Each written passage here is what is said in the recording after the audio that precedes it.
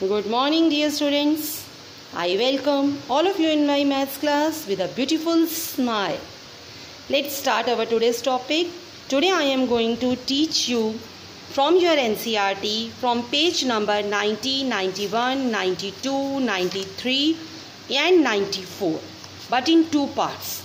In the first part, I am going to discuss from the section 6.2 basic terms and definitions.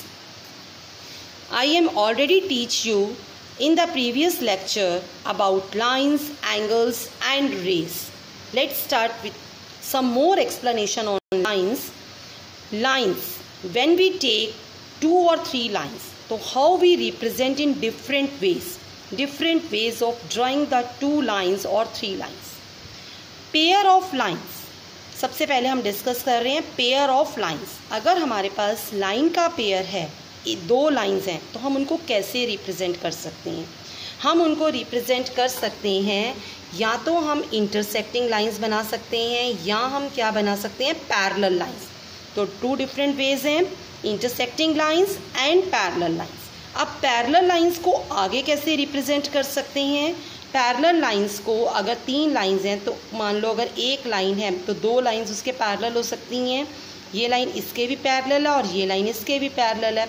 और parallel lines को एक line cut भी कर सकती है. जो ये लाइन इसे काट रही है इसको ट्रांसवर्सल लाइन बोलते हैं.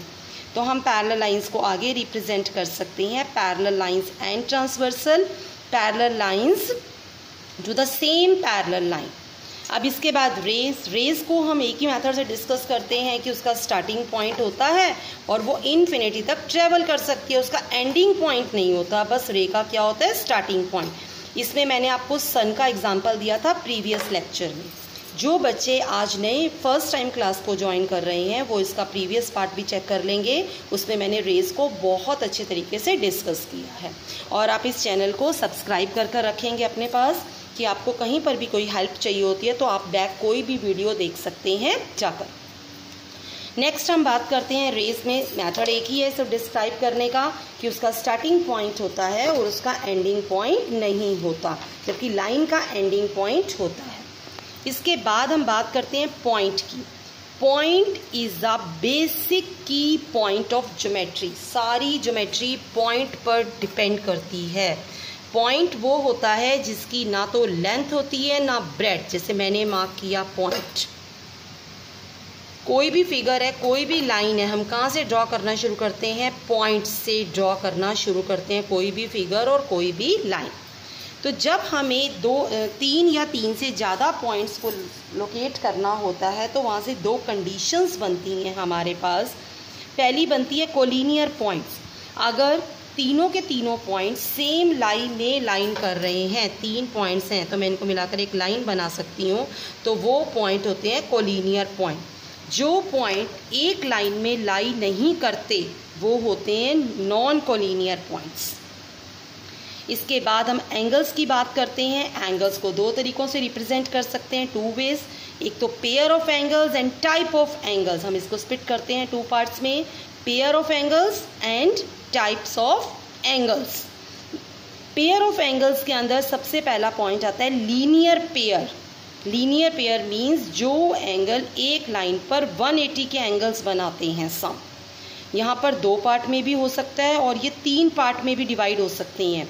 अगर 2 हैं तो दोनों का सम 180 होना चाहिए और अगर 3 हैं तो तीनों का सम 180 होना चाहिए. ये एक स्ट्रेट लाइन बनानी चाहिए. इसके बाद वर्टिकल अपोजिट एंगल्स. अब ये 2 लाइंस अगर एक दूसरे को इंटरसेक्ट कर रही हैं तो ये वर्टिकल अपोजिट एंगल्स बनाती हैं और वर्टिकल अपोजिट एंगल्स हमेशा इक्वल होते हैं.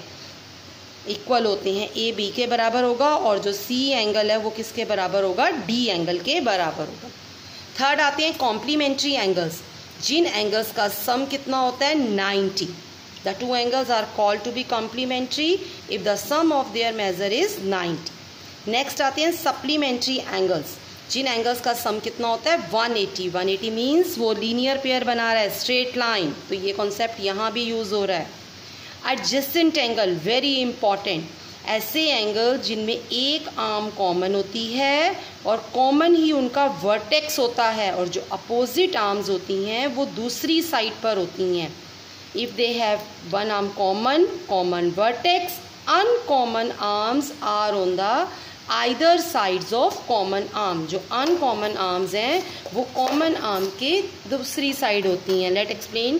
जैसे ये वाला एंगल है तो ये आर्म कॉमन है, ये अनकॉमन आर्म है तो ये दोनों साइड पर है. ये कॉमन आर्म है दोनों के अंदर और ये कॉमन वर्टेक्स है. तो इन एंगल्स को क्या बोलते हैं? Adjacent angles.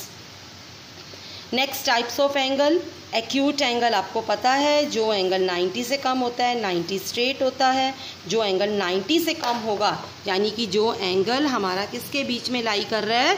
0 एंड 90 डिग्री के बीच में लाई करेगा, वो एंगल क्या होता है? Acute angle. राइट एंगल भी आपको पता है जिसमें एक एंगल कितने का होता है? 90 का. नेक्स्ट ऑब्ट्यूस एंगल, जिसमें एंगल कितना होता है? 90 से बड़ा होता है और 180 से छोटा. अब देखो ये 90 का एंगल है तो ये ऑब्ट्यूस एंगल इस साइड बनेगा. जो एंगल किससे बड़ा होगा? 90 से बड़ा होगा और 180 से शॉर्ट होगा, छोटा होगा. स्ट्रेट एंगल, फिर वही कॉन्सेप्ट आ गया. स्ट्रेट एंगल को हम सप्लीमेंट्री एंगल्स बोलते हैं. हम इसको लीनियर पेयर भी बोल सकते हैं जिन एंगल का सम कितना होता है? 180. Reflex angle, very very important. इसको अच्छी तरीके से आप पढ़ेंगे. रिफ्लेक्स एंगल वो होता है जो 180 से बड़ा होता है और 360 से छोटा. तो मैंने 180 के लिए स्ट्रेट लाइन ड्रॉ करी है और 180 यहाँ पर होगा, 360 यहाँ पर होगा.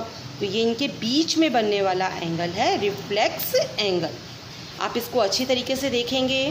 देखने के बाद आपको कुछ नहीं समझ आता तो वीडियो के कमेंट बॉक्स में आप डालेंगे.